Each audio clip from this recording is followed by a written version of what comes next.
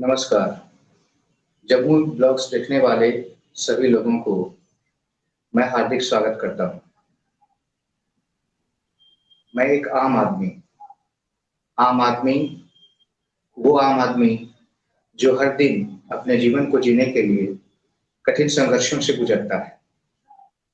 वो आम आदमी जो अपने भविष्य के लिए हरदम चिंतित होता है। वो आम आदमी जो अपने परिवार की जीविका के लिए दिन रात दौड़ता रहता है। मैं कोई किसी एलाइट क्लास का नहीं हूँ और पेशे से शिक्षक होने के बावजूद सीमित संसाधनों में अपने जीवन को जीने के लिए विवश हूँ। ये आम आदमी हम और आप, क्योंकि आम आदमी इस देश की 65% पॉपुलेशन लगभग आम आदमी है, उससे ज्यादा ही हो सकती है, कम नहीं होगी। तो मैं आपको आज एक आम आदमी की तकलीफ और दुख के बारे में इस सरकार में कुछ बातें रखना चाहता हूँ और बड़े ही अच्छे तरीके से आप समझेंगे किस तरह से आपको छला जा रहा है, ठगा जा रहा है। मैं पेशे से शिक्षक हूँ और मेरा राजनीति से दूर दूर तक कोई लेना देना नहीं है। मैंने सोचा कि ये चुनाव का वक्त है, तो इस मुद्दे को उठाने का सही समय यही हो सकता है। मैंने अपने जीवन में बिल्कुल पॉलिटिकल स्ट्रक्चर से बिल्कुल दूरी बना करके रखी है और मुझे पसंद भी नहीं है कि किसी भी दल या किसी राजनीतिक दल या परिवार के साथ मेरी कोई नजदीकी बढ़े। हाँ, लेकिन मैं संवैधानिक स्वरूप का सम्मान करता हूँ।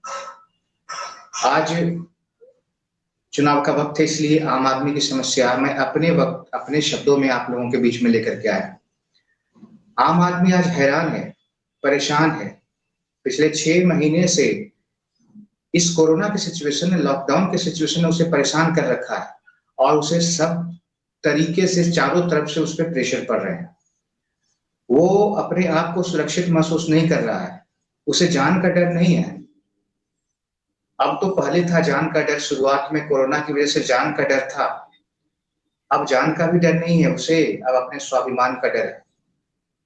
वो स्वाभिमान उसका अपने परिवार के प्रति है, वो स्वाभिमान उसका उसका अपने समाज के प्रति है।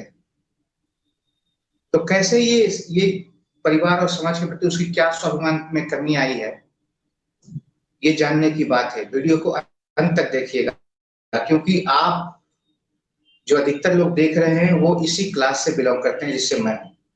वो मिडिल क्लास जो कि स्तर से नीचा है, आर्थिक स्तर पर नीचा है, यानी कि मीडियम क्लास फैमिली में भी लोअर मिडिल क्लास वाले लोग, वो बहुत ही ज्यादा सफर कर रहे हैं। इस 5-6 महीने में सबसे ज्यादा अगर किसी ने सफर किया है तो वो यही क्लास है। आपकी कहानी है ये, और कैसे आपको चला जा रहा है, कैसे आपको पूरी चारों तरफ से घेर करके और आपको एक मोहरा बना करके और आपके साथ छल किया जा रहा है, प्रपंच किया जा रहा है।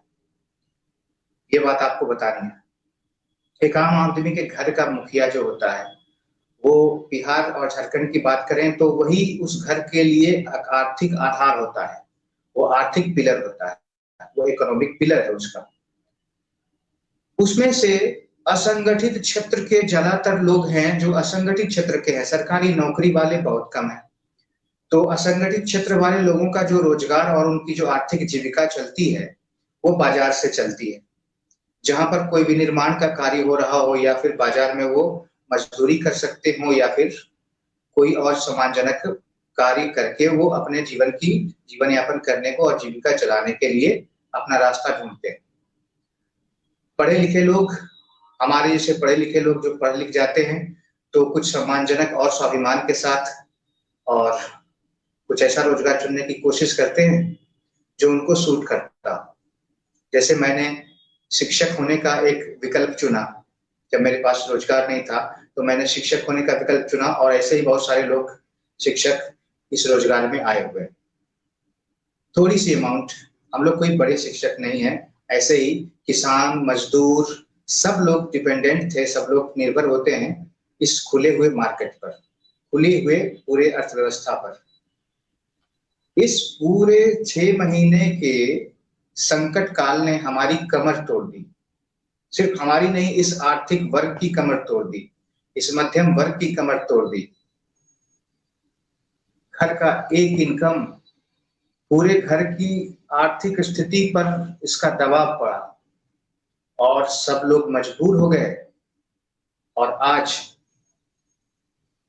जहां पर की सरकार 5 किलो अनाज और 1 किलो दाल ये सब देने का दावा करती है, ये सब खोखला दावा है, क्योंकि इससे कोई परिवार नहीं चल रहा। 5 किलो अनाज किसी भी एक परिवार को चलाने के लिए काफी नहीं है।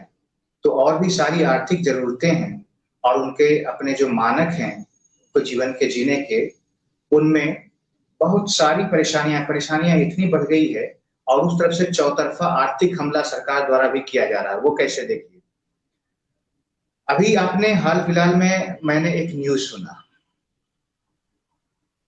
स्थिति ऐसी है कि अगर आप अपनी जीविका चलाने के लिए किसी प्रकार से कहीं पे अपना रोजगार धंधा चलाना चाहते हैं तो आपके साथ नियम और कानून जोड़ दिए गए। चलिए हम भी वो भी पालन कर लेंगे। हम इस बीमारी के गहराई को और उसकी गंभीरता को समझते हुए भी हम उस नियमों का पालन कर लेंगे, लेकिन हमें आर्थिक रूप से जिंदा रखने के लिए, हमारे परिवार को जिंदा रखने के लिए हमें काम मिलना चाहिए। दूसरी बात, एक घर का मुखिया काम करने निकला, बाकी घर के लोग बैठे हुए हैं, क्योंकि कोई कुछ काम करता है, कोई कुछ काम करता है, किसी का काम चालू हुआ, किसी का काम शुरू नहीं हुआ, तो आर्थिक दबाव और बोझ पड़ता गया हर एक परिवार पर। इस बोझ के दौरान, इस बोझ का जितना बयान किया जाए कम है, क्योंकि सरकार जितना सोच नहीं रही है, ये स्थिति उससे भी कहीं भयावह है। लोग अपने स्वाभिमान को जिंदा रखने के लिए जद्दोजहद कर रहे हैं, बहुत बड़ी जद्दोजहद कर रहे हैं। और अगर इस देश का, इस युवा का और इस वर्ग का सब स्वाभिमान मिट गया तो फिर आगे कुछ नहीं बचेगा। और सबसे बड़ी बात, सरकार हमें सब तरीके से छल रही है। पहली बात, हमें एक केस सुनने को मिला, मैं भूल गया, आपको बता रहा था कि एक मरीज जिसे कोई और समस्या थी, लीवर की समस्या थी, वो उसे रेफर किया गया कि आप उसे पटना ले जाइए। अभी पटना में और उस जैसे बहुत सारे शहरों में प्राइवेट हॉस्पिटल का इतना बड़ा खेल चल रहा है कि आप किसी भी बीमारी का इलाज कराने जाएंगे, एक आम आदमी, एक मध्यम वर्गीय परिवार जिसके पास एक सीमित खर्च और सीमित आय होती है, और इस लॉकडाउन के समस्या में तो पढ़ करके उसकी और भी स्थिति पूरी बदतर हो चुकी है, उससे कहा जाता है वहां हॉस्पिटल में कि आप सबसे पहले कोरोना का टेस्ट करवाइए, और वही कोरोना का टेस्ट 1 घंटे पहले नेगेटिव आता है, फिर 1 घंटे बाद बता दिया जाता है कि वो पॉजिटिव आया। और फिर क्या क्या डिमांड की जाती है कि आप तत्काल में 25,000 रुपये जमा करवाइए, तब हम इस पेशेंट को एडमिट कर सकते हैं, क्योंकि इसके लिए पीपीई किट खरीदनी होगी, इनके लिए ये करना होगा, सेपरेट रूम देना होगा, वगैरह वगैरह। इस तरह के खर्चे पूरे जुड़वा करके और 25,000 का शुरुआत में जमा करवा लिया जाता है। इसके अलावा फिर जो दूसरी बीमारी है, जो हमारी मुख्य बीमारी है, जिसके लिए हम लोग ने पटना रेफर किया गया था, जिसकी वजह से ये इमरजेंसी आई थी तो लोग को पटना जाना पड़ा, तो वो डॉक्टर्स इसका फायदा बहुत ही जबरदस्त तरीके से उठा रहे हैं। और वहां प्राइवेट अस्पतालों में एक एक दिन का 50-50 हजार, 40-40 हजार रुपया चार्ज किया जा रहा है। एक आम आदमी की जेब ऐसे ही खाली हो चुकी है, मध्यम वर्गीय परिवार ऐसे ही आर्थिक रूप से विपन्न हो चुका है, कंगाल हो चुका है, और उसके जेब पर इतना बड़ा दबाव वो कहां से झेल पाएगा। ये आपकी बात है, हमारी बात है, ध्यान से सुनिएगा, अंत तक रहिएगा इस पे। देखिए, फिर ये एक खेल है, ऐसा ढेर सारे खेल हमारे साथ चल रहे हैं और बहुत ही परेशानी है एक आम आदमी के साथ। एक कदम तक चलने में बहुत सारी परेशानी है। मैं वास्ता नहीं रखता इस राजनीति से, लेकिन जब आम आदमी पे आ गई है, हमारे जैसे आम आदमी पे आ गई है, तो मुझे बोलना मेरा हक बनता है। अब इसके साथ इसका अंजाम जो भी हो, मैं उसके लिए तैयार। अब वो सोचिए कि ये एक तरह से आज एक सर्कुलर भी जारी किया गया केंद्र सरकार द्वारा कि डॉक्टरों पर अगर आप कोई एक्शन लेते हैं या कुछ उसके साथ व्यवहार करते हैं, ऐसा गलत व्यवहार जो गलत ही साबित होगा, आप अच्छा भी करेंगे तो वो गलत ही साबित होगा, यानी तो आपके साथ ये जुर्माना किया जाएगा, ये कार्रवाई की जाएगी। ठीक है, अगर कोई गलत आदमी डॉक्टरों के साथ गलत व्यवहार करता है तो उसे दंडित किया जाना चाहिए, उसको जुर्माना भी लगाना जाना चाहिए। लेकिन आप ये कैसे आपने डिसाइड कर लिया कि डॉक्टर सब अच्छे ही होते हैं और जो डॉक्टर्स हैं वो आम आदमी के साथ अच्छा ही करते हैं। आजकल तो देखने को मिल रहा है कि डॉक्टर ने पैसे के चक्कर में अपनी पूरी आदमियत खो दी है। एक वर्ग ने, डॉक्टर के एक वर्ग ने पैसे कमाने के चक्कर में पूरी आदमियत खो दी। आपने उसके लिए कोई प्रोविजन नहीं रखा और जो पुरानी गाइडलाइंस है वही है। आप उसको कोई सिद्ध भी नहीं कर पाएगा कि डॉक्टर ने मेरे साथ ऐसा किया। वो डॉक्टर सिद्ध कर सकता है कि एक आम आदमी ने उसके साथ ऐसा व्यवहार किया। और देखिए, आम आदमी एक तो अब कोई इलाज कराने नहीं जा सकता, क्योंकि जिसके पास भी ये बात पहुंचेगी, जिसको भी ऐसी बात सुनने को मिलेगी, बेचारा विपन्न, जिसके पास इस तरह की सुविधाएं उपलब्ध नहीं है, वो क्या करेगा? इलाज करवाएगा? मर जाने देगा अपने परिवार को। ये हालत हो गई है, इस हालत तक पहुंच चुकी है स्थिति। बड़ी ही चिंता की बात है आपकी और हमारी। दूसरी बात बताता हूं, सरकार के लाभ की जितनी संस्थाएं हैं या फैक्ट्रियां हैं या जितने भी जहां से सरकार को राजस्व आती है, वो सारी चीज खोलने की कवायद शुरू की जा चुकी है और खुल भी चुकी है बहुत सारी चीज। लेकिन जहां पर से आम आदमी स्वतंत्र रूप से कमा सकता था, वो सारी चीजें गाइडलाइंस के साथ या तो अधूरे रूप से, अधकचरे रूप से खुली हुई है या तो बंद रखी गई है। अब आदमी कमाए नहीं, घर की हालत उसकी ठीक नहीं है, उसकी आर्थिक विपन्नता उसके माथे चढ़कर बोल रही है, और उस वक्त में अगर आप कुछ कहो तो सरकार और उसके चमचे, सरकार और उसका आंख मूंद कर विरोध, उसका जो समर्थन करने वाले लोग हैं, वो वही लोग हैं समर्थन करने वाले, मैं बता देता हूं, जिनको कि अपनी सरकारी नौकरी है, अपनी कोई समस्या नहीं है या अपना कोई बिजनेस है, एलाइट क्लास के लोग हैं, वो मध्यम वर्गीय, और वो मध्यम वर्गीय जिन्हें की आवश्यकता से कम ही अभी इनकम हो रही है, वो लोग नहीं है। वो किसान नहीं है, वो मजदूर नहीं है, वो हमारे से छोटे मोटे शिक्षक नहीं है, वो एक दिहाड़ी मजदूर नहीं है, या वो एक निम्न वर्गीय मध्यम क्लास का लोग नहीं है। वो है जिनको अपनी जरूरत पूरी हो गई है, पेट भरा हुआ है, तो वो मोदी मोदी या फिर नीतीश नीतीश करने पर लगे हुए हैं। आखिरकार नीतीश हो या कोई और हो, या लालू जी हो या किसी गवर्नमेंट के लोग हों, हमारा अगर हमें दिक्कत होगी तो हमें बोलना हक बनता है। अगर आप बोलें तो अभी देखिए, सबसे पहले एक विशेष प्रकार का एजेंडा है, आपको कांग्रेसी साबित किया जाएगा, आपको लालू का आदमी साबित किया जाएगा, आपके सामने ढेर सारे सिचुएशन, ऐसे भयावह सिचुएशन रख दिए जाएंगे कि कांग्रेस के जमाने में 50 साल में क्या हुआ था, लालू के जमाने में, लालू राज में जंगल राज कैसा था। लेकिन ये बात नहीं बताएंगे कि अभी क्या होगा, अभी कैसे होगा। ठीक है, आप बीमारी के बारे में सोच रहे हैं, हमारे जीवन के बारे में सोच रहे हैं, ये बहुत ही अच्छी बात है, हम लोग खुद भी सोच रहे हैं इसके बारे में। लेकिन एक जीवन यापन के लिए एक सही माहौल और सही कंडीशन का, आर्थिक रूप से कंडीशन का होना भी बहुत जरूरी है, जो तैयार नहीं हो पा रहा है। और फिर आम आदमी खर्च करता जाए, कहां से खर्च करे? वो हर जगह कहां पर खर्च करे? उसके पास तो अब खर्चने को कुछ दिन में, अगर यह स्थिति बरकरार रही तो खर्चने को कुछ दिन में उसके परिवार पे आफत आ जाने वाली है, आ भी गई है, बहुत हद तक तो ये आफत आ भी चुकी है। मैं तो देखता हूं, ये स्पष्ट रूप से दिख रहा है, और ये सिचुएशन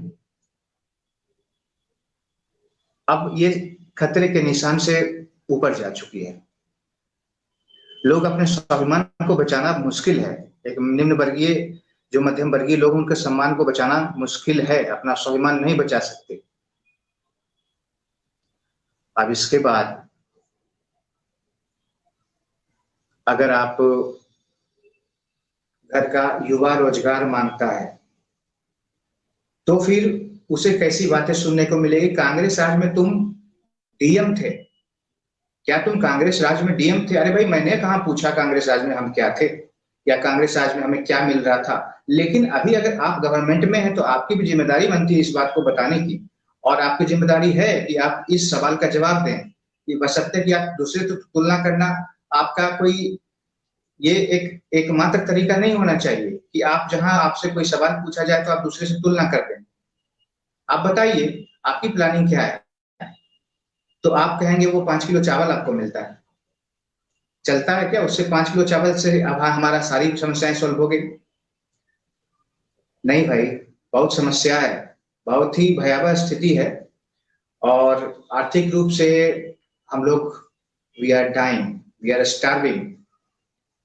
आर्थिक रूप से ये बहुत ही जीडीपी जो नीचे चली गई है उसकी खाना पूर्ति जो है वो हमारे साथ बाजार में की जा रही है, उसका उसकी क्षतिपूर्ति बाजार में हमारे सामानों का दाम। आप बताइए कब था आलू ये 30-35 रुपए किलो आलू, और ऐसे ही आपको पता नहीं चलता किन किन चीजों में दाम क्या क्या हो गया है, अनाप शनाप पता नहीं चलता। हमारे जेब में कुछ नहीं, हमें लेना बहुत कुछ है अपने जीवन को चलाने के लिए, अपने परिवार को चलाने के लिए, लेकिन मेरे पास कुछ नहीं है, हम लोग के पास कुछ नहीं। आदमी जाता है किसी तरह से खींच खींच के अपनी जिंदगी चला रहा है, मजबूर होकर के। सब कुछ होता है, उसके पास स्किल है, उसके पास काम करने की शक्ति है, उसको एक प्लेटफॉर्म नहीं मिल रहा है, क्योंकि सारे प्लेटफॉर्म को अब ये जीडीपी और क्या कहते हैं लाभ और हानि के दायरे से देखा जा रहा है।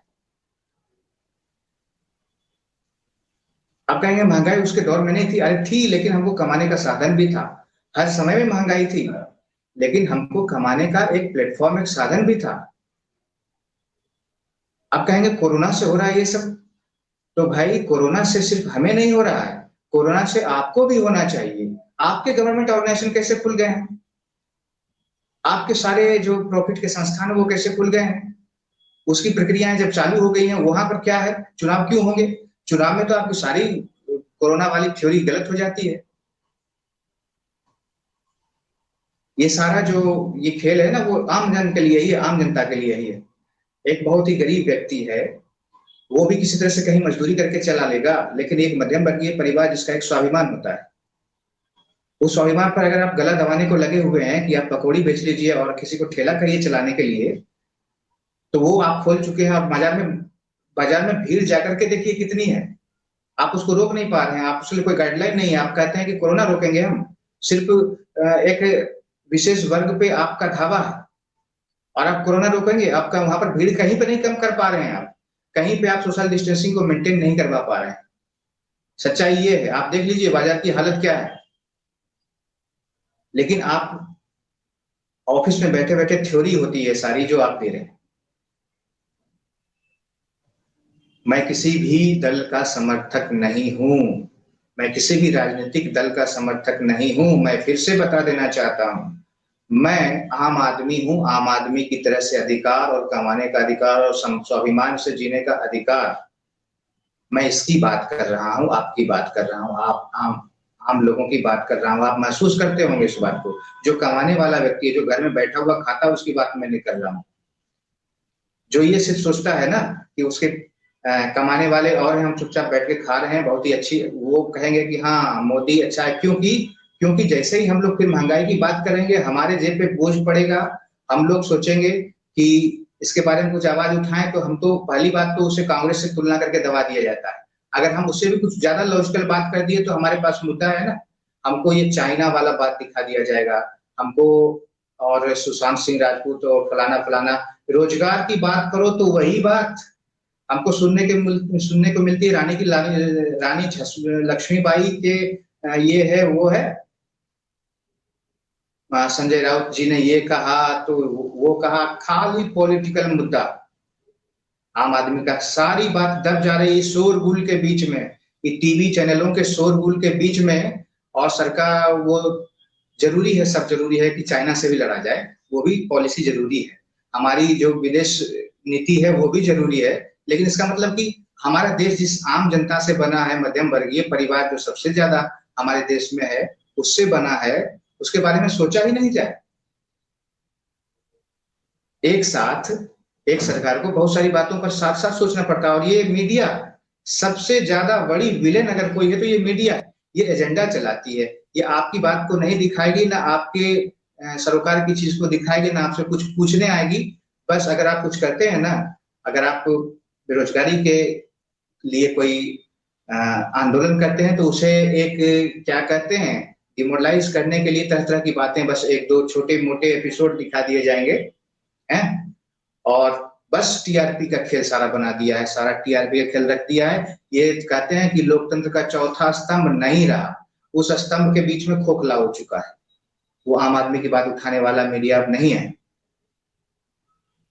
आपको एक एजेंडा पर चलाया जा रहा है सारा मीडिया, कोई सरकार का विरोध कर रहा है तो कोई सरकार का सपोर्ट कर रहा है, लेकिन आम आदमी के साथ कोई नहीं है। आम आदमी अब जो है किसी मुद्दे में फंस करके, अगर वो बेरोजगारी और वो महंगाई की बात करेगा तो किसी चाइना वाले मुद्दे में फंसा दिया जाएगा, या फिर कोई जो है कि नया नया कोई सुशांत सिंह राजपूत टाइप जो मर्डर मिस्ट्री है, जिसकी की तो शुरुआत हो चुकी है और जांच चल रही है, जिससे हमको आम आदमी के जीवन से उसका कुछ लेना देना खास नहीं है।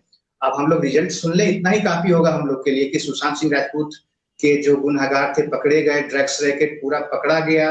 हम लोग सुन लेंगे, जैसे पेपर में पहले पढ़ा करते थे उसी प्रकार से पढ़ लेंगे तो भी हम लोग के लिए काफी होगा। लेकिन नहीं, मुद्दों को उलझाया जाना है और पूरी तरह से जो है चारों तरफ से हम लोग को लूटा जा रहा है, हमारे जेब पर हमला किया जा रहा है और हमारे जेब में है कुछ नहीं। जो भी बचा कुचा है वो लोन की राशि। ये आप अगर आप गहराई से देखेंगे ना, जब किसी गवर्नमेंट को कोई ऐसा काम करना होता है जिससे कि उनको लगे कि ये आम जन को अच्छा नहीं लगेगा, तो वहां पर क्या करेंगे, कोई और बैकअप प्लान लेकर के आएंगे ताकि आपका मुद्दा वहां भटका रहे, आपका दिमाग वहां भटका रहे और आप चुपके से ये काम कर दिया जाए।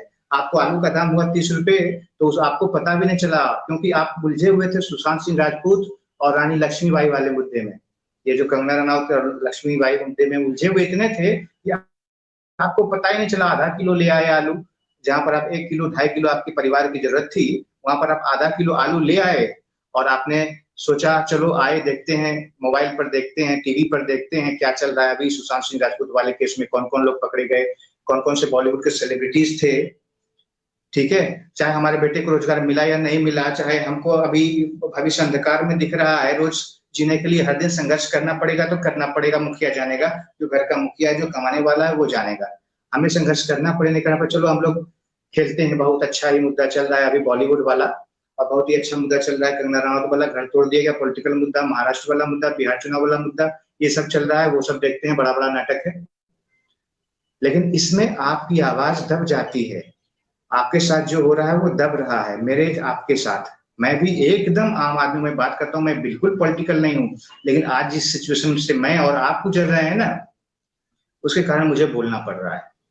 मेरे अपने फ्रेंड्स जो कि जिनकी अपनी जरूरतें पूरी हो रही है, वो सब भी मुझे इस बात से वाकिफ है। लेकिन मैं कहता हूँ ना, मैं हरदम कहता हूँ कि आपका भ्रम आज टूटेगा, कल टूटेगा, परसों टूटेगा, 1 साल बाद टूटेगा, लेकिन टूट जाएगा।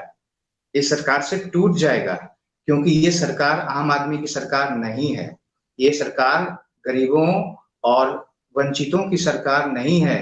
ये सोचती ही नहीं है इसके बारे में, ये मुद्दों वाली सरकार है। अगर आप कुछ अपनी मांग करेंगे, जेन्युइन मुद्दे मांग करेंगे, तो ये दूसरी बातों में उलझा देने वाली सरकार है। हमें नहीं चाहिए ऐसी सरकार। मैं परेशान हो चुका हूँ, हमारे जैसे आम आदमी परेशान हो चुके हैं। क्या करें, कैसे करें, कुछ समझ में नहीं आता। पूरा भविष्य अंधकार में दिख रहा है। इतने कर्जे, इतने नेगेटिव में हम लोग जा चुके हैं आर्थिक रूप से, इससे उबरने में सालों लग जाएंगे। अब यहाँ तक कि अब सम्मान पर बन पड़ा है, स्वाभिमान पर बन पड़ा है। इसलिए मैं आप लोगों से बात किया। अगर आपको कोई बात बुरी लगी हो, आप लोगों में से कोई समर्थक हो सरकार के और उन्हें हमारी बात बुरी लग रही हो, तो मैं क्षमा चाहता हूँ। ये देश और ये संविधान मुझे भी कुछ कहने की आजादी देता है और आपको सम्मान करना चाहिए, क्योंकि मैं कांग्रेसी नहीं हूँ और मैं राजद का आदमी नहीं हूँ और मैं किसी विरोधी दल का आदमी नहीं हूँ, मैं रवीश कुमार का आदमी नहीं हूँ। आप जो भी संज्ञा देंगे वो सब गलत साबित होंगी। मैं एक आम आदमी हूँ और आम बात करता हूँ, अपने सरोकार की बात करता हूँ। जय हिंद।